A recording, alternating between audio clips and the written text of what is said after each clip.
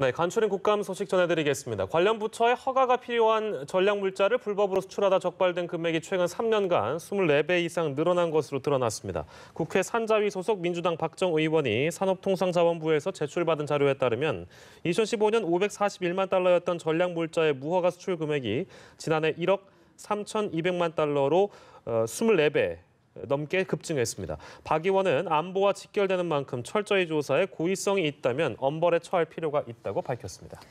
총각무 3개 중 1개꼴로 살충제 등의 잔류농약이 기준치를 넘겼지만 이 중 상당수가 시중에 유통된 것으로 드러났습니다. 국회 농해수위 소속 한국당 김정재 의원이 농림축산식품부 제출 자료를 분석한 결과 지난해 안전성 검사를 받은 총각무의 39%에서 잔류농약이 기준치를 넘겼습니다. 김 의원은 생산지를 추적 조사해 회수 폐기해야 하지만 지난 3년간 부적합 판정을 받은 총각무 349건 가운데 43%인 149건은 생산지를 식별하지 못해 회수 폐기하지 못했다고 지적했습니다. 정부가 지난달 발표한 신규 공공택지 후보지의 토지 거래가 택지 지정 직전에 급증한 것으로 확인됐습니다. 한국당 김상훈 의원이 국토교통부 실거래가 공개 시스템을 통해 후보지 6곳의 토지 거래 현황을 확인한 결과 의왕과 시흥, 광명 등지에서 지난 7월부터 그린벨트 내 토지 거래가 최고 4배 이상 증가했습니다.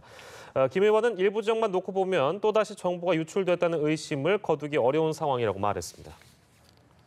의료인이 아닌 개인이 의사를 고용해 의료기관을 운영하는 이른바 사무장병원의 산재보험 부정수급액이 최근 3년간 전체 절반 이상을 차지한 것으로 나타났습니다.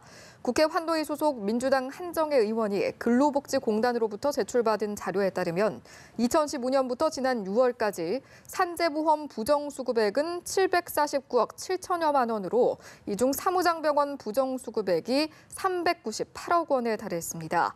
한 의원은 사무장병원은 적발까지 장시간이 소요된다며 설립 요건을 강화해야 한다고 촉구했습니다.